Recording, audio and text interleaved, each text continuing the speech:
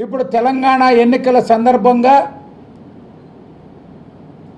భారతీయ జనతా పార్టీకో తెలంగాణ రాష్ట్ర సమితి అక్కడ ఉన్నటువంటి అధికార పార్టీకో వ్యతిరేక పార్టీలన్నిటిపై కేంద్ర ప్రభుత్వం బెదిరింపులతో అణిచివేత ధోరణితో లొంగ తీసుకోవాలని చూస్తూ ఉంది. ఆంధ్రప్రదేశ్ దేశ రాజకీయాల్లో తెలుగుదేశం పార్టీ పుట్టిందే ఆత్మగౌరవ నినాదంతో.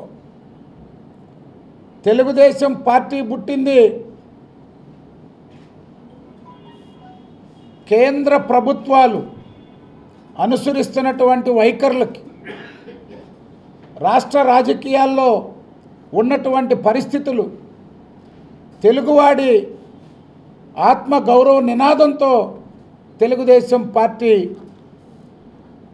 ఆనాడు కాంగ్రెస్ పార్టీ దేశ రాజకీయాల్లో అనుసరిస్తున్నటువంటి విధానాలకు వ్యతిరేకంగా జాతీయ స్థాయిలో కూటములను ఏర్పాటు చేసి 89, 96, 98, 99 4 దఫాలు ఒక ప్రాంతీయ పార్టీ ఈ దేశంలో ప్రాంతీయ పార్టీలకు నాయకత్వం వహించి కాంగ్రెస్ పార్టీని అధికారానికి దూరం చేసిన తెలుగుదేశం పార్టీ. కేంద్ర ప్రభుత్వాలు రాష్ట్రంలో తెలుగుదేశం పార్టీని ఎప్పుడు అణిచివేయాలన్నా, ఎప్పుడు ఇబ్బంది పెట్టాలని చూసినా ఆ కేంద్ర ప్రభుత్వాలకి కేంద్ర పార్టీలకు బుద్ధి చెప్పాను తప్పితే ఏనాడు కూడా తెలుగుదేశం పార్టీ భయపడో లొంగేటువంటి పార్టీ కాదు. ఈనాడు విభజన హామీలపై పార్లమెంటులో ఢిల్లీ వీధుల్లో పోరాడాలని తెలుగుదేశం పార్టీ నిర్ణయం తీసుకున్నాక సుజనా చౌదరి గారు, సీఎం రమేష్ గారు,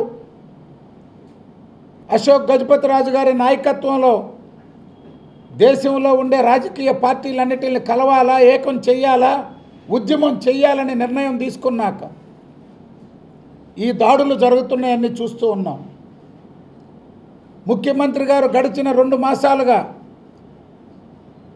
కేంద్ర ప్రభుత్వంపై ఉద్యమం తీవ్రం చేశాక భయపెట్టడానికో బెదిరింపులతోనో భయపడే పార్టీ తెలుగుదేశం పార్టీ కాదు. తెలుగు ప్రజలు దీన్ని సహించరని చెప్పి తెలియజేస్తున్నాం.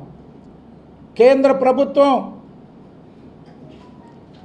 మిగతా రాష్ట్రాలను లొంగదీసుకున్నట్టు ఆంధ్ర ప్రజలు మీరేం చేసినా ఆమోదిస్తారు, చెల్లుబాటు అవుతుంది అనుకోవడం మీ అవివేకం. కేంద్ర ప్రభుత్వానికి భారతీయ జనతా పార్టీకి బుద్ధి చెప్తారు తెలుగు ప్రజలని తెలియజేస్తుంది.